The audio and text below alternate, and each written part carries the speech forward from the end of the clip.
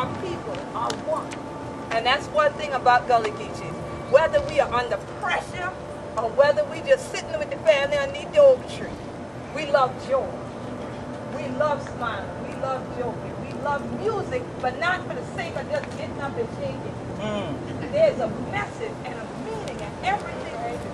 That's right. On a day like today, if the elders tell you, look here, you better go on into that store and don't make me spit on this ground. It better not be dry if you want to get back here. They wasn't playing with you. That was, she said, you hear my mama say, oh, Jesus. I mean, and like, you see her do this, oh, she feeling the licks that you would get if you don't make it back in time. And hot as it is, come on, the spit dries and come out in there, out your mouth. Like that's at the ground. But they would tell you that, and you listen, because they were the elders. They would tell you that, and you listen, because you knew who had wisdom. But now you can't go by gray hair and think that means wisdom. The statement, there ain't no fool like an old fool, is not around for nothing either. All right?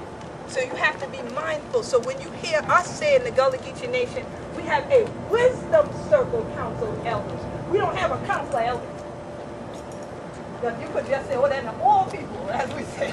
No, people of wisdom that can teach.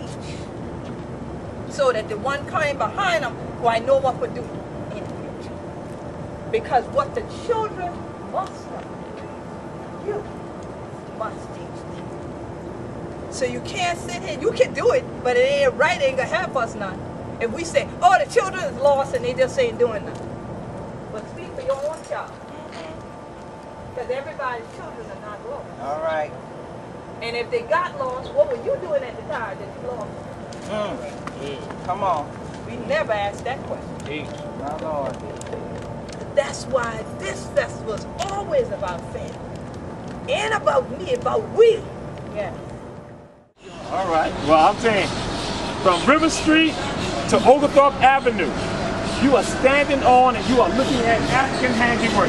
What most folks do not realize, when you come into this part of Savannah, you are standing on and you are looking at African handiwork. Because just as Brother Ogbonna had mentioned about with regards to Oglethorpe saying no Africans coming here, something Queen Quet said, what I always point out to folks right here, that the streets and the squares in Savannah, you have African men who help delineate where the streets and the squares are here. In this part of Savannah. We're not talking about they build.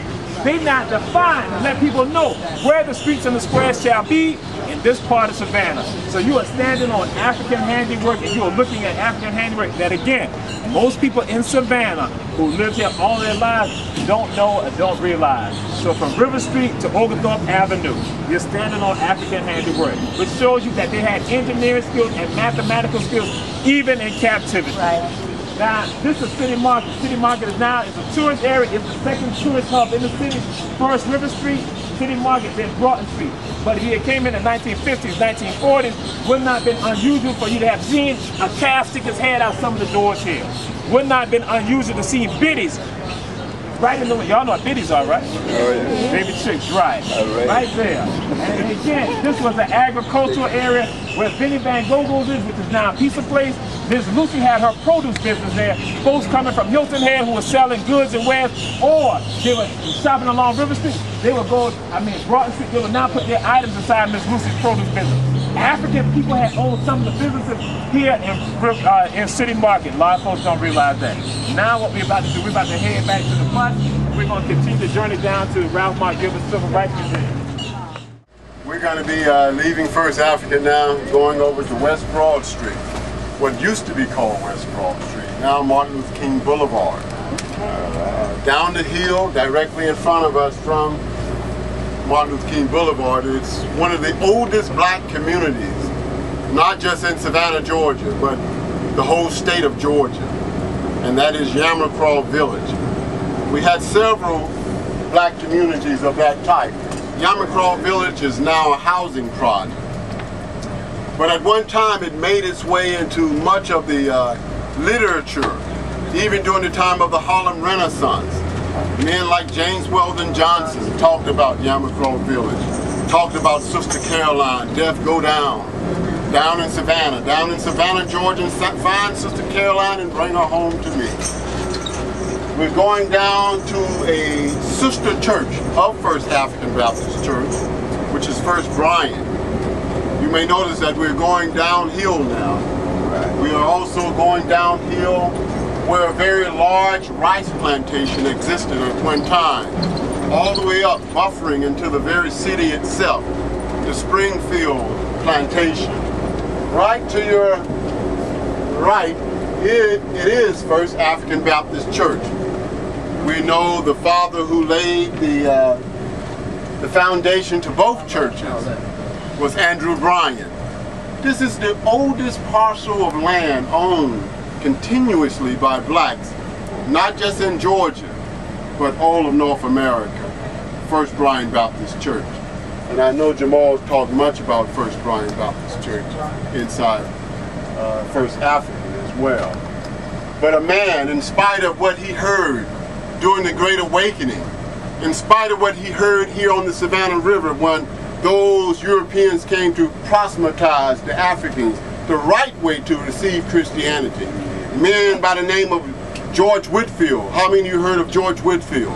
The father of the Great Awakening, the Methodist Awakening. He would say, welcome to Christ's fold. Now this is what Andrew Bryan heard. Welcome to Christ's fold. Indeed, this is a miracle of unsearchable grace that Jesus Christ would take in you, even you despised Negroes, and join you into his family with his people. And in spite of hearing that, Andrew Bryan, Marshall, and others, they turned that into a tool of liberation, that message into a tool of liberation for their people. We continue on downhill into the heart of Yamacraw Village as the first father of black liberation theology. And he ministered a church right here, the mother of the Methodist Church of Georgia. That was Bishop Henry McNeil Turner. He was the one here in Savannah that encouraged blacks, that encouraged black ministers, that it is necessary for them to see God in their own image. This is 1800s. The bricks that you see now, all of those bricks that make up part of the Central Georgia Railroad, and you see a fence protecting them also. Those are those bricks that Jamal talked about. Those Savannah grade bricks. They're well protected at this time as well. Better than you are, right? Better than I am. Those black men coming from here. Captain can read. All right. Captain can ride. How the captain know the track is right? You see how we found a way to camouflage even protests within our songs also. They saying the captain can't read, the captain can't write. How did he know the track is right? And he would be tapping his feet also. Again, you with me. Can I get it? That last bit, that's that lining board. Dropping the rail down. You got it, drummer. Matthew Mark, who can done? All those good men, dead and gone. To Mark, who can done? All those good men, dead and gone. Never would allow New Orleans if I'd known the boss was me. All right, y'all let it lay right. Y'all about to throw it off the track now. Y'all hold it right there. Y'all get out of hand now. But